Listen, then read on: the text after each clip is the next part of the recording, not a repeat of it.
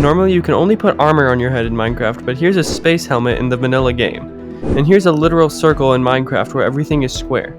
Today I'll show you 14 things you had no idea were possible in Minecraft, each one being crazier than the last, and by the end I'll guarantee that you'll have something to try in your next world, and maybe even show off to your friends.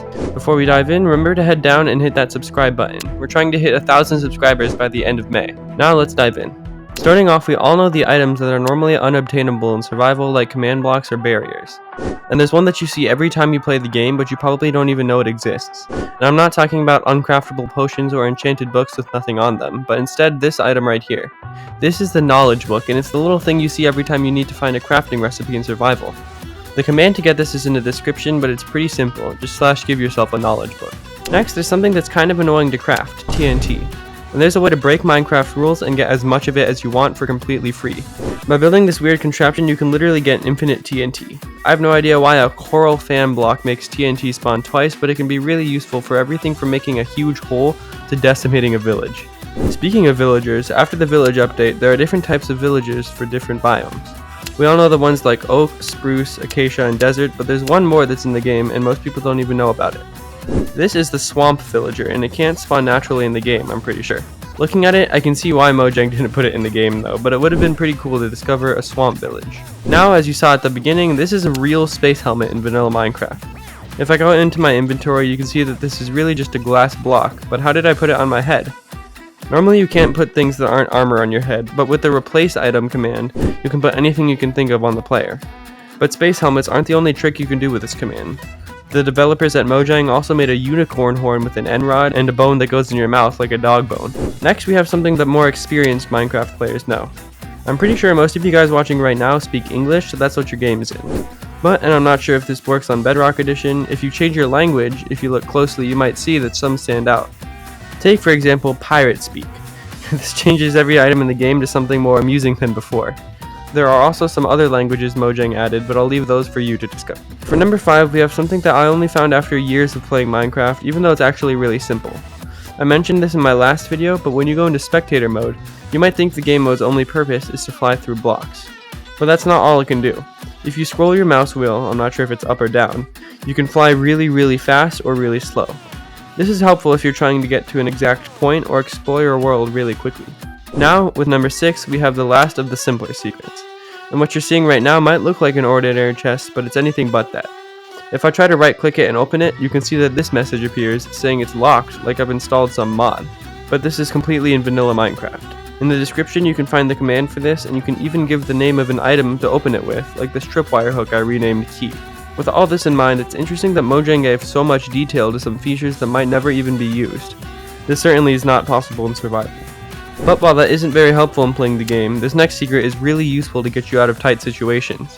Maybe you've used this before, but if you haven't, here's what it is. Every time you log out of the game and log back in, you have about 3 seconds of invulnerability. This is just to keep you from being locked out of your world if you get trapped somewhere that will instantly kill you, but it can be used to your advantage. Imagine you've just fallen into lava in the nether and you don't have fire resistance. You can simply log out and log back in, swim a bit, and repeat. This might take some time, but it's definitely worth it if you don't lose all your stuff. And while this might also work while you're falling, it's going to be hard to have reflexes that fast in enough time. And believe it or not, there's a way to cancel fall damage without a water bucket, or at least there was.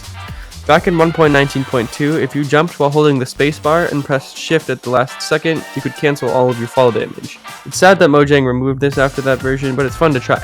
And now, moving away from survival, we have this strange wall, a piston without a top, a gray grass block, and a strange looking bed.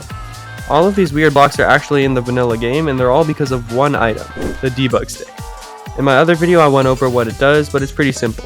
If you right click a block that can look multiple ways, like stairs and how they face, you can change those properties artificially.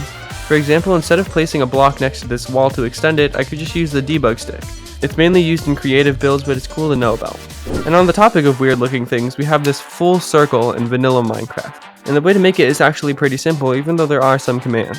Basically, you have one armor stand in the middle that's spinning, and the command block is rapidly summoning armor stands with sand on their head in front of it. Once you let the first armor stand spin 360 degrees, you stop the other ones from spawning and you have something close to a circle. To finish it, you go in the middle and teleport all of the other armor stands so that they're facing you, which makes the circle look a lot smoother.